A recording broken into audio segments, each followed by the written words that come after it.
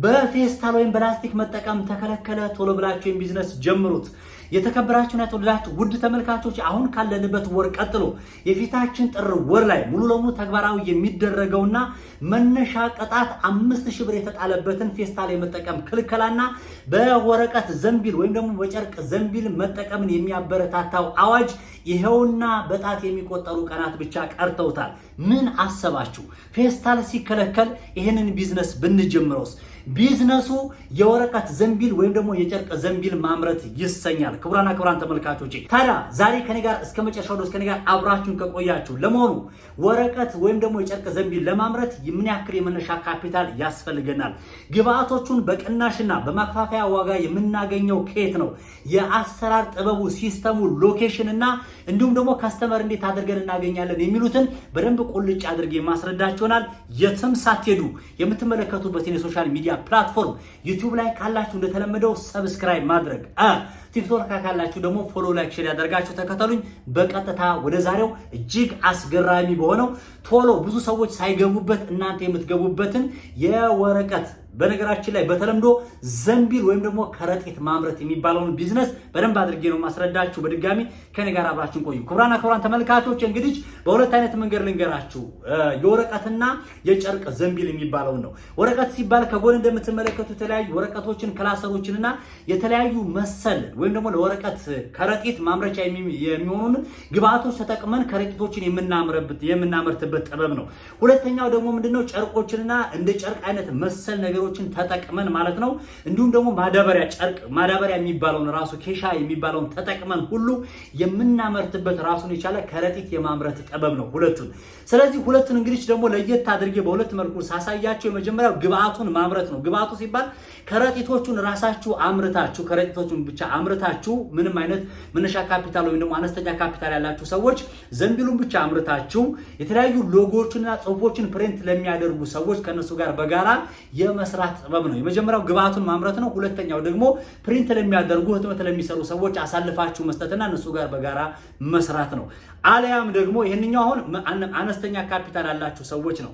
ስለዚህ በአነስተኛ ብር የሚጀመረው አሁን ይሄንኛው የወረቀት ዘንቢል የሚባለው ነው። ግብአቶቹን እቃዎቹን ብቻ ገዝታችሁ ማምረት የምትችሉበትን ነው። ይሄንኛው ካፒታል በትንሹ 10000 ብር ብቻ አውጥታችሁ ማምረት የምትችሉበት ነው። ምክንያቱም የኪስ ወረቀቱን ብቻ የተለያዩ ማስቲሾችንና የተለያዩ ማጣበቂያ ኦሆቹን ሊሆን ይችላል የተለያዩ ነገሮችን ካሁን በፊትም ቪዲዮ ሰርቻለሁ በደንብ የሚያብራራ ሊንክ በነገራችን ላይ የቀረላችሁ እያንዳንዱ አሰራሩ ካስፈለገ ከታች ሊንክ አስቀምጥላችኋለሁ። የወረቀት ዘንቢል አሰራሩን ዲቴል ማለት ነው።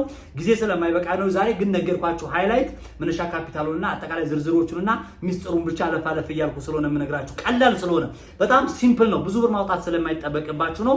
ስለዚህ እነዚህ ነገሮች ብቻ ተጠቅማችሁ 5000 ብር ለወረቀት መግዣ ክላሰሩን ወይም ደግሞ ለወረቀት ዘንቢል መስሪያ ብቻ ተጠቅማችሁ ወይም ደግሞ ጨርቆችን ቅድም እንዳልኳችሁ ጨርቁን ብቻ በእጃችሁ በአሰራር በቀላሉ ሰርታችሁ ግብአቱን ይዛችሁ ወደ ገበያ የምታወጡበትን በ10000 ብር መነሻ ካፒታል ብቻ መስራት የምትችሉበትን በቀላሉ በእጃችሁ መስራት የምትችሉበትን የመጀመሪያው ከረጢቱን የማምረት ቢዝነስ ነው ማለት ነው። ክቡራን ተመልካቾቼ ከዛ ቀጠል ሲል ደግሞ ካፒታላችን ችግር የለውም ከፍ ያለ ነው። እስቲ ከፍ አድርገን ንገረን ካላችሁ ደግሞ ወረቀቱን ራሳችን አምርተን ቀለሙን ራሱ ላይ ፕሪንት አድርገን ሎጓቸውን ወይም ደግሞ ጽሁፋቸውን ፕሪንት አድርገን መስራት የምንችልበትን ማሽን ግብአቶችን እንዲሁም ደግሞ አክሰሰሪዎቹንና ወረቀቱን ወይም ደግሞ ጨርቁን ገዝተን መጀመር የምንችልበትን ሲስተም ነው የምነግራችሁ። ደግሞ ይሄ ደግሞ የመነሻ ካፒታል 50000 ብር ላላችሁ ሰዎች እስከ 50000 ብር ድረስ አዘጋጅታችሁ መስራት የምትችሉበትን ነው። ክቡራን ተመልካቾች አጠቃላይ ዝርዝር ያለ ወረቀቶቹን አጠቃላይ ለምሳሌ ይሄን ለመስራት ከፈለጋችሁ ወረቀቶችንም ጨርቆቹን ለመግዛት ከፈለጋችሁ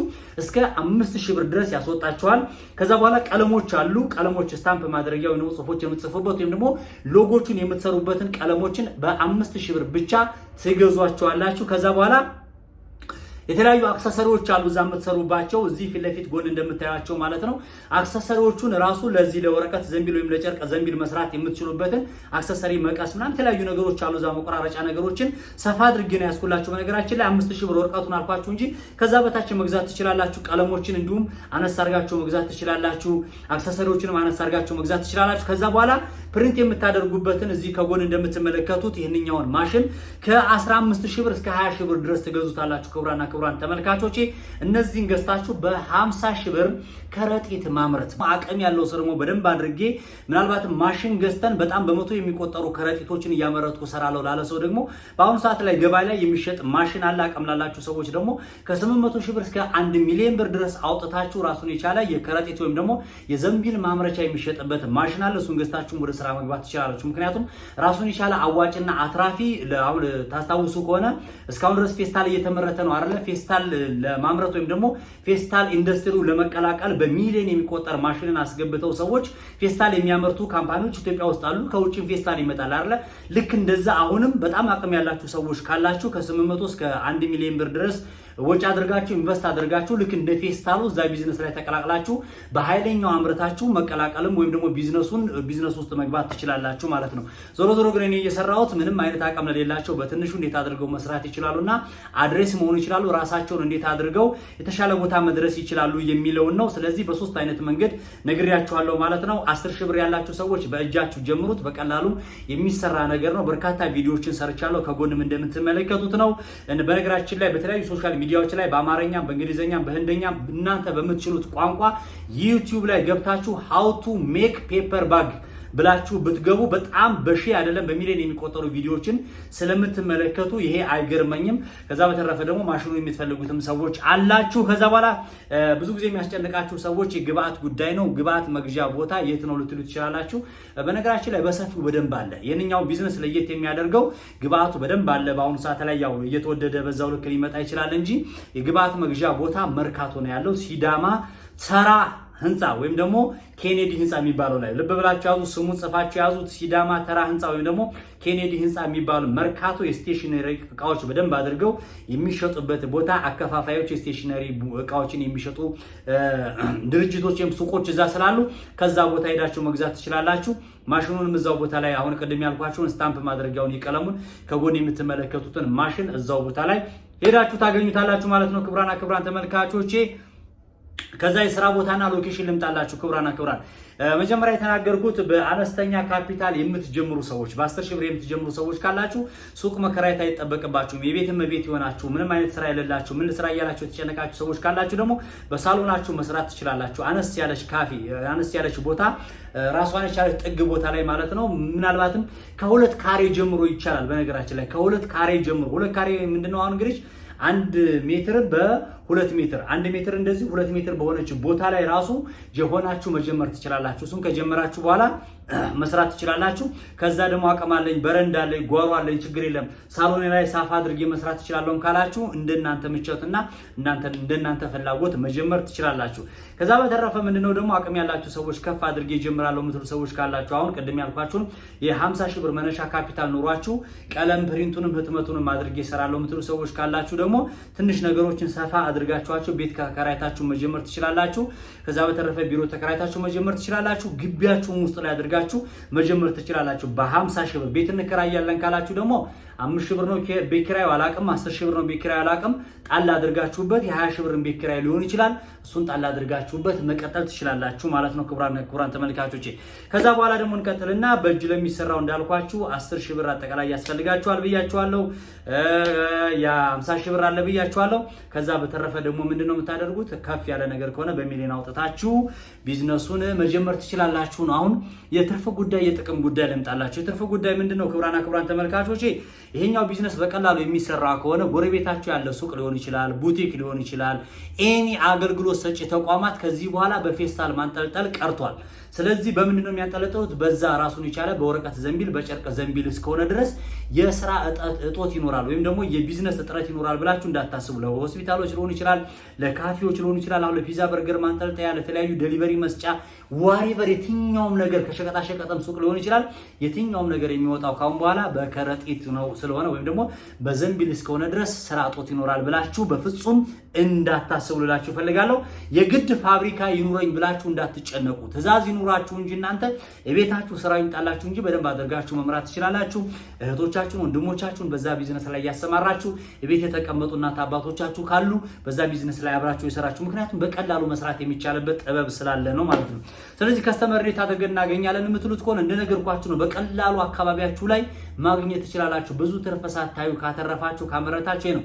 እንደምትመለከቱት ኢትዮጵያ ውስጥ ላይ ያለ በሙሉ ሰፈራችሁ ላይ ያለ ድርጅት ካምፓኒ በሙሉ ተፍ ብላችሁ ቶሎ ያንን ድርጅት ያንን ካምፓኒ ቶሎ ከስተመር ከያዛችሁት እሱ ባለቀበት ሰዓት ላይ የሚጠበቅበት ምንድነው? ለእናንተ ስልክ ቁጥር ደውሎ መደወል ብቻ ነው። ወደ እናንተ መደወል ብቻ ነው። አልቆብኛል ዘንቢል አምጣልኝ ማለት ብቻ ነው።